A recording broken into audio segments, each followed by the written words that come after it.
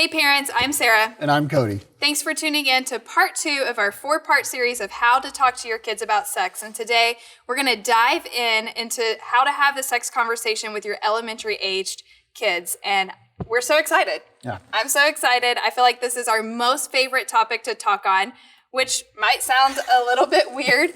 And as awkward as it is, like we'll probably giggle a little bit A lot. as we're here with all of you today. But it is our favorite topic to talk on because it matters. It matters so much. And not only does it matter right now, it matters for your child's future as well. Yeah, so let's talk about sex, baby. Let's do it. Yeah, okay. Let's talk about it. And understand, guys, that we're actually living this with you. We have a 10-year-old, a 7-year-old, and a 1-year-old. They're all boys, so we definitely are going to have our hands full with this. And we understand how intimidating that it can be and just how scary and, the fears of bringing up even the conversation of sex with your elementary age kiddo. Yep, and I would even say that we know what it feels like to feel like you're behind the curve or you're too late or you're not saying the right things or you're not having enough conversations or you're allowing your kid too much time on technology. Like those are all very real things that we feel as well.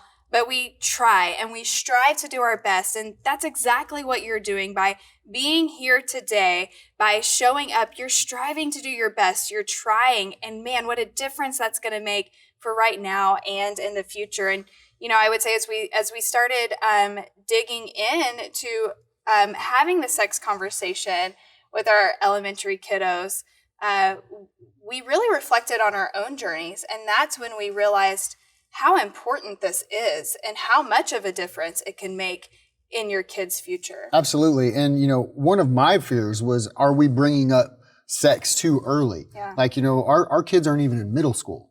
Right. But research shows that if you are not having the conversation and conversations by 2nd grade, 3rd grade, you're too late and conversations are starting to already happen and your kiddo's being exposed. And so like right now matters. Yeah, and I think the scariest part about that is like our kids still believe in Santa Claus, and here we are already have had the conversation with one of them and preparing to have the conversation with our middle child about sex. And, I was really fearful that are we doing it too soon? Are we planting the seeds too early?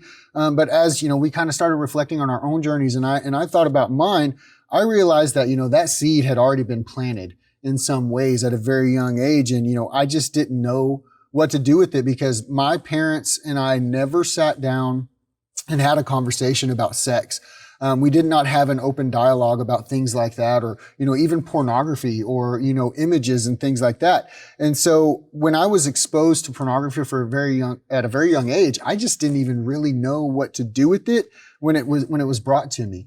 I saw my first pornography magazine when I was like in 4th or 5th grade, but reality is like that wasn't even my first exposure to like a naked body. So when I was like 7, we were at my cousin's house. My parents and their parents were out in the backyard grilling, and we watched an R-rated movie. Not a pornographic movie, but just a movie that had some female nudity in it. And we do that as parents, right? All the we time. have friends over, the kids go upstairs. Right. These days it's a whole lot different because they have technology and everything in their hands.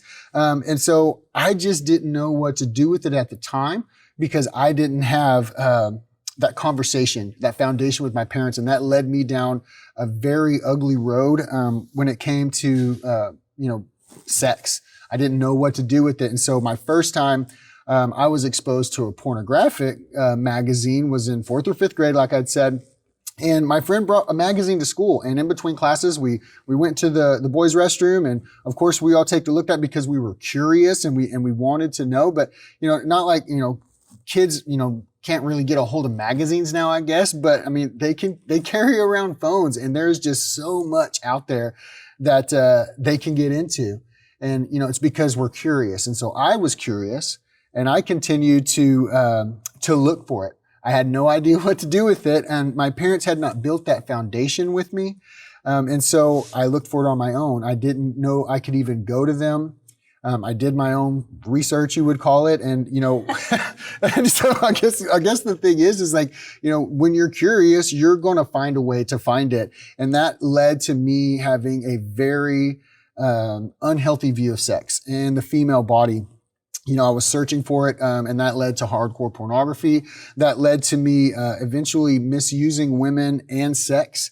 And at that point, it was more about, replicating something I had seen versus really looking for a commitment and a connection, so to speak. And so I treated women like they were objects. And it's not something that I'm very proud of, but I knew that it was simply because I had a distorted view of sex. And that started because I was curious and because I didn't know I could talk to my parents and my parents didn't talk to me. And ultimately that led to over 15 years of, misusing sex and abusing it. And I drug that ugliness and nastiness into our marriage. And that wasn't fair to you. And so I can say now I'm 38 years old. And for the first time in about 5 years, or for the last 5 years, I've really kind of broken those chains that the enemy has on it. But let's be real. If you have ever struggled with pornography or anything like that, it's not something that you just get over. It's something that you continue to struggle with. And that's definitely not something that I want to see my kids battle through. Yeah, for sure. So the seeds were already planted for you. So had a conversation come, absolutely, the seeds were already there. Your parents would not have been planting those seeds. So good. Thank you so much for sharing, Cody. And thank you for being transparent. I think a lot of people probably can relate to that story. And I think it's important to note that this is not a man thing, right? Like, this is not a boy thing or a man thing. This can very much so be a woman thing and a girl thing. This is a people thing, not a gender thing. And a story like that can truly happen to anyone. And with those seeds being planted in elementary, and this elementary phase, the sweet, sweet elementary phase, it's such a key place to start having this conversation early and often. Early and often. I don't want us to miss that. Elementary kids are caught between childhood and adolescence, right? Like Cody just said, my kid still believes in Santa Claus, yet here I am having a conversation about sex. And I think that's why it can be so hard for us to take the time and to slow down and to do the thing, to have the conversation. This age group can be playing superheroes 1 minute and pretend 1 minute, and then the very next minute they're acting like a hormonal, moody 16-year-old. And I think that actually could lead us to being not my kid parents. And parents, I would encourage us to not be a not my kid parent, right? Like, not my kid. My kid's not looking for stuff. My kid's not getting seeds planted around them. And that's just simply not true. Our kids' healthy sexuality and their future is worth us pulling back the curtains and taking a peek and saying, yes, my kid is being exposed. Yes, my kid will be around exposure. And so I want my kid, and my kid needs to be prepared. Yeah, absolutely. And we know that as parents, we do the best we can. And our kids are still holding on to the beliefs and the morals that we've taught them and that they've grown up with. But the challenging questions do start to come. And, the outside world has its influence on them. And, somebody might say something at school, or they may see a commercial on TV or Hulu or whatever. And, next thing you know, here come all these questions. Right. Questions because kids are curious. Elementary kids are curious, and there is a lot of curiosity from kids in this phase. I think our 10-year-old says every day, like, hey, Mom, can we Google whatever? Like, he always wants to be on Google. Or I'll ask him, hey, buddy, what did you do in your free time today? And he's like, oh, I did research. Like, if elementary kids in this phase, if they don't already know, they're going to find out what they want to know. They're going to find the answer. This phase matters. It matters so much, and the way that we press in matters. And so by the time that we're done here in just a little bit, our hope is that we give you practical tips and tools to equip you to be confident enough, to be secure enough to go and do it, to go and have the conversation that matters so much. Yeah, absolutely. And, we're trying to equip you, but at the same time, like I said, we're doing this together. And so we're really equipping ourselves Reminding here. ourselves. Yeah, absolutely. Yeah. It's all the time. And so after, so just really the last week, we reached out to some friends of ours that were parents and, just talked to them about how they were having the sex conversation with their kiddos. And, maybe some of the things that they're struggling with when it comes to having that sex talk.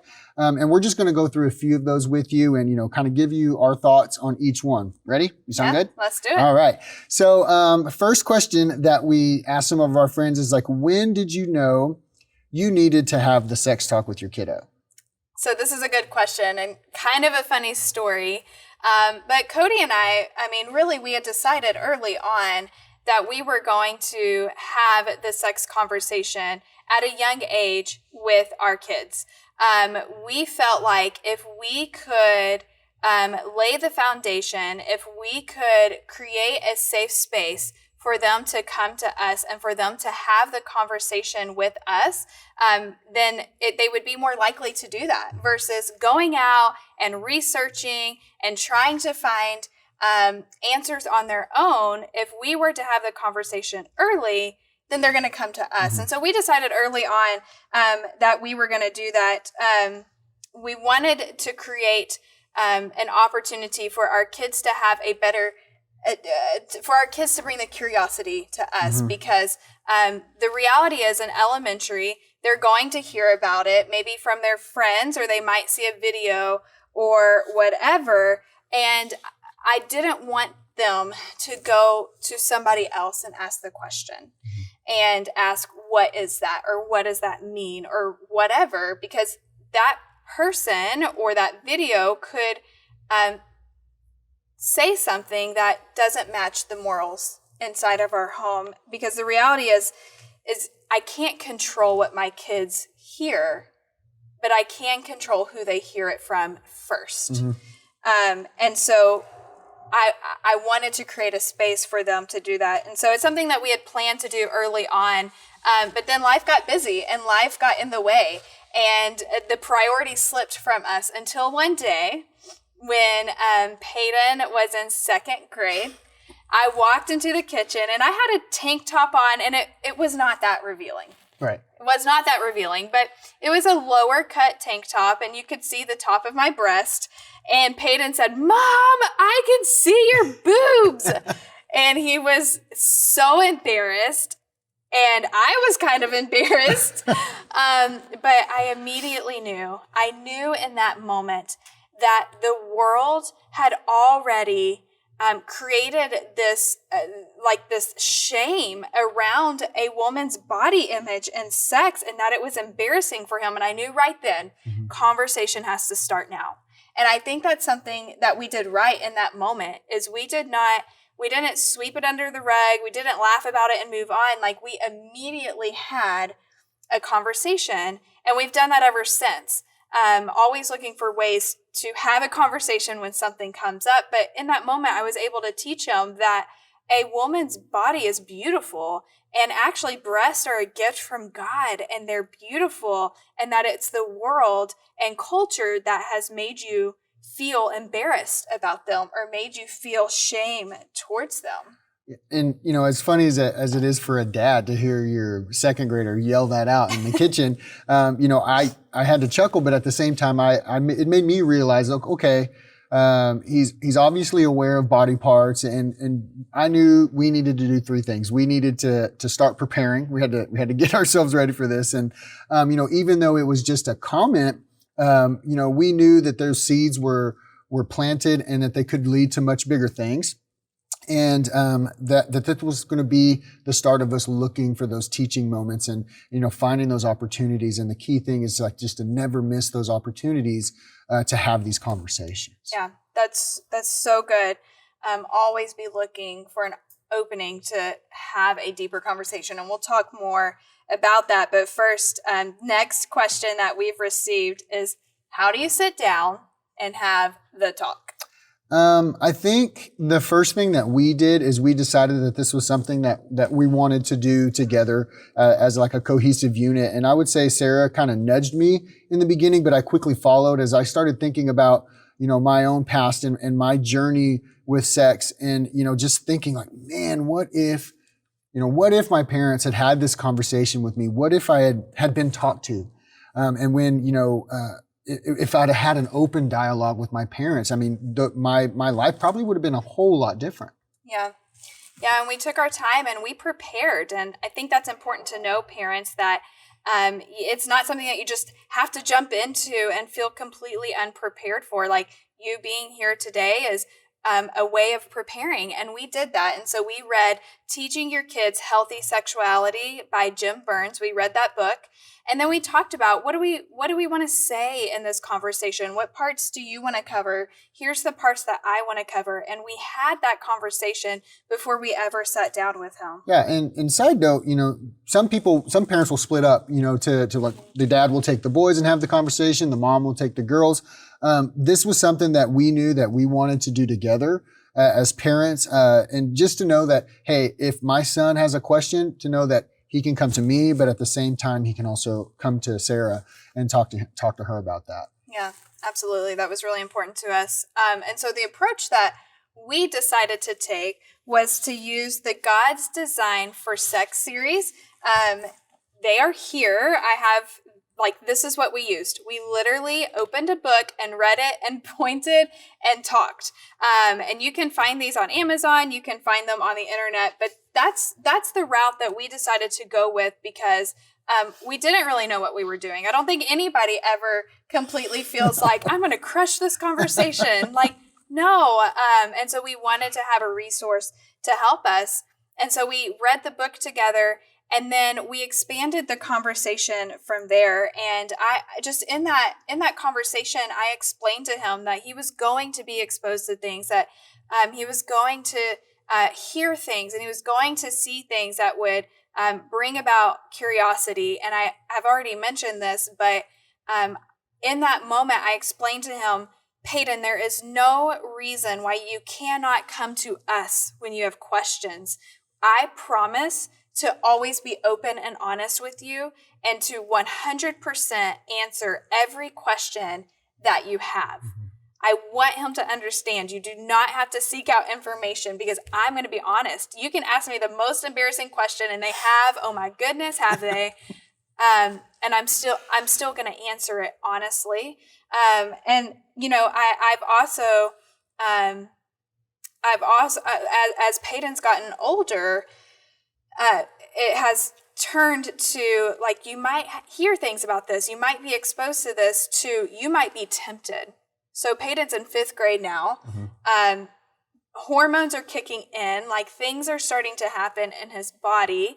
And so now the conversation has turned to, you might be tempted to find a picture. You might be tempted to have a conversation. So with our middle son, it's staying true to you might be exposed, but as our kids get older, it's turned to you might be tempted, or you might be wanting to have a conversation about this. Another thing that we did in that one conversation is we talked about how sex is good, and sex is actually a gift from God, and it's a beautiful, beautiful thing.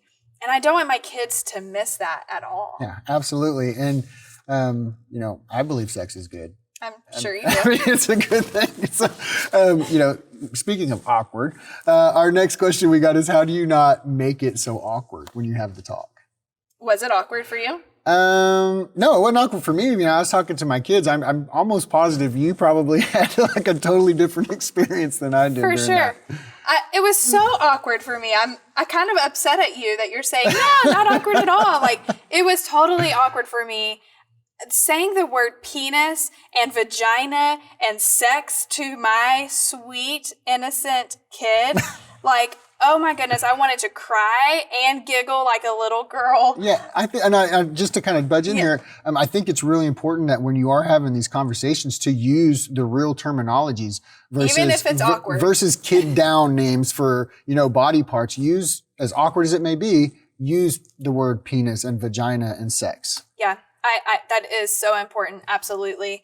And even in that conversation, I asked our son, is this awkward for you? Do you feel awkward? And he said, yeah, a little. I know he's lying. I know it was so awkward for him. But he said, yeah, a little bit. And I loved that I had asked that question because it just opened up another conversation, right? Like it opened up the door for me to talk about how talking about sex with your parents doesn't have to be awkward. In fact, we're the safest place that you can come to have this conversation. Again, always looking for opportunities to draw more out, to have more conversation, which really leads us to another question. Is there only one big talk? Yes, you only have to tell your kids about sex one time and then it's over and you never have to mention it again. I mean, I'm pretty sure that's what happened for most of us. My dad gave me a True Love Waits ring and hoped for the best. That's it. There was no conversation. It's like, here you go. Behave kind of thing. So the real answer is absolutely not. You know, this is going to be a marathon and not a sprint. This is going to be an ongoing conversation and hopefully many, many years of an open dialogue between you and your kids. And you know, there's always teaching moments that we need to be looking for, and that's what's going to help that dialogue stay open for all these years to come. And you know, if we can't have a conversation with our oldest because little brother is around, you know, it's something that we feel as important, but we know it's not appropriate to talk about with our middle child or the little one around. And so we make sure that we don't go beyond 48 hours of having the conversation. Yep, 48-hour rule in our house. You can apply that to a lot of different things in your house and in your marriage and all kinds of different spaces, but for sure, 48-hour rule when it comes to not sweeping anything under the rug and getting it out in the open. And I am looking to create ongoing conversations because here's the thing, like the window is closing. My oldest son is 10. He's in 5th grade. He'll be in middle school next year. Kind of freaks me out a little bit, but the window is closing where he will come to us and where he will ask us the questions. Like the reality is eventually he's not going to. And so if we do our job and we create an open, consistent dialogue, what I'm really doing is I'm building a foundation and I'm removing awkwardness and I'm extending the amount of time that he's willing to come to us. And so parents, we have to take advantage of right now. Yeah. And I think we do really well at, you know, trying to seize those opportunities when come up, but we also don't shy away from creating those opportunities. Yeah. So, you know, like embracing shows that talk about sex or have, you know, somewhat of a thing that may start up a conversation, not like, you know, full on adult sex scenes or anything like that. But, you know, for instance, Boy Meets World. That was a show that I watched when I was a kid. So when I saw that it was on TV, I was like, man, y'all got to sit down and watch this show with me. It's great. And then an episode came on about sex and, you know, they were talking about this and that. And then they talked about how important it was to wait. You know, we could have easily turned that off or we could have changed it to something. But we kept watching it simply because we knew that we saw our son's gears turning in his head. So we knew that questions were coming and we got really excited because by not shying away from a difficult conversation, we pressed into it and we knew it. And sure enough, the questions came. They did. We had an interesting conversation after that episode of Boy Meets World. But we asked good questions. So it's not enough for them just to have something in front of them. Like we have to come in as parents and ask good questions. And so asking things like, how did that make you feel? And what questions do you have after watching that? Or was that weird for you to watch? Was that awkward for you to watch? Especially if our kids are on technology.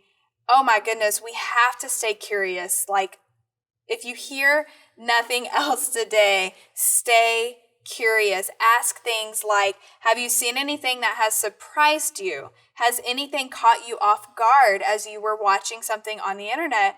What are you watching? Tell me more about that. And I repeat that probably 8 times. Tell me more about that. And he'll share. Tell me more about that. And he'll share. And I keep asking questions because I'm looking to do 2 things. I'm looking for ways to share what they might be exposed to. Like eventually he might get annoyed with me and be like, why are you asking? Well, son, because let's talk about what you could be exposed to. And it is my job to help prepare you for that. And of course, as I've said so many times already today, I'm looking to create more conversation. I'm looking for any way that a door opens for me to further the conversation and to really help prepare them. Yeah, and I love that you said the word prepare, because I think, as parents, we try to protect our kids from everything. We know that that's not possible. We're not going to protect them from everything, but we can absolutely prepare them for everything. And so I'm so glad that you used that word prepare. Yeah. Oh my goodness. This idea of preparing versus protecting absolutely changed the way I parented. Preparing my kid for what will be in front of them instead of trying to do everything that I can to keep them in a box and to keep them protected. It lowered my stress levels. It changed the way that I had conversations with them. It really changed everything in my parenting because kids are going to be exposed. Like they just are, period, dot, end of story. And if it doesn't happen in my own home, and I'm not naive to think that it won't, because it absolutely could, if it doesn't happen in my own home, then it's going to happen somewhere. And I need my kid to know. I need to know that he knows what to do when it happens. And I want my kid to tell me when it happens. So this doesn't mean that like I'm letting my kids run around and watch R-rated movies to prepare them. Like, no. But I am doing my best to create opportunities to prepare them, not just protect them. So like lower elementary kids, if you have lower elementary kids, a couple examples, when they are going to be on a screen unsupervised, start having the conversation of good pictures versus bad pictures. Again, another resource that we have used, there's a junior edition and this edition. Another resource we have used when having this conversation with our kids, or maybe your upper elementary, especially those ones who are exposed or a part of social media, start having the body image conversation and the defining beauty and what that looks like in the modesty conversation with your kids. Yeah, and we're preparing them with all of that, but we also, as parents, need to be prepared ourselves, and that may be, setting up some guidelines for apps and games, and know what we need to know before it's here. That's the important part.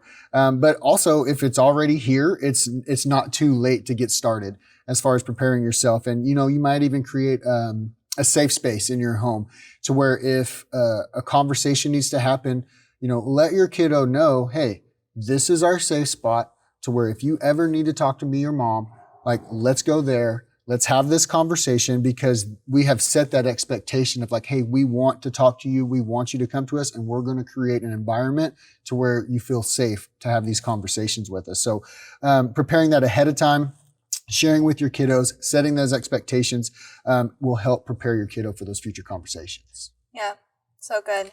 So last question. What is the number one thing you would want your kids to know about sex? For me, I want my kids to know that sex is good and that sex is not shameful or sex is not a bad thing, that sex is really good. And it's what we do with sex that makes it bad. And it's what culture has made it to be that makes it shameful. I went into our marriage viewing sex as a bad thing. And like, it wasn't. I was married and like, I knew it was okay for me to be having sex with my husband.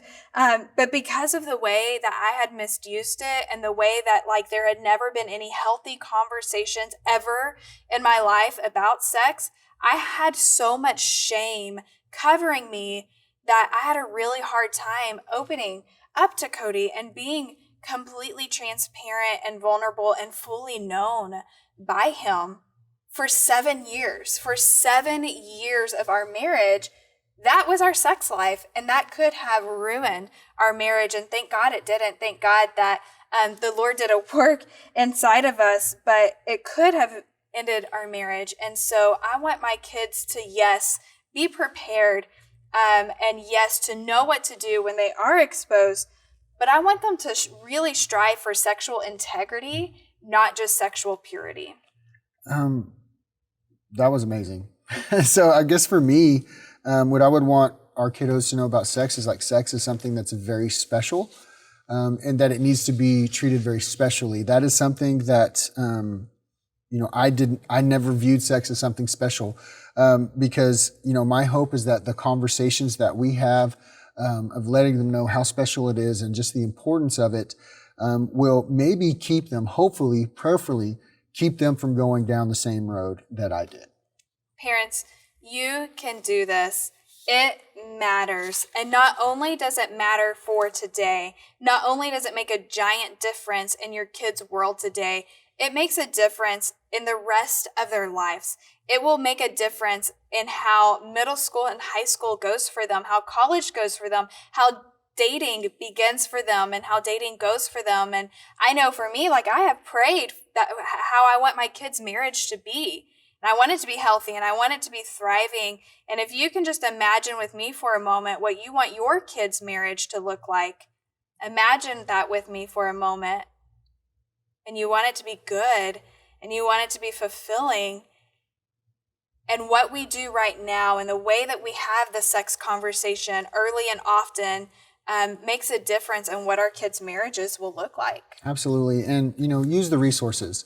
I mean, there is all of the information that you need. Trust me, we're not perfect parents. We're just prepared parents. And so using these resources that we were able to get, really helped us. So guys, just start where you are right now. Yep. Prepare for it and pray through it. You absolutely can do this. Thank you so much for tuning in today. You can check out our other videos for having conversations with your kids about sex on our YouTube channel.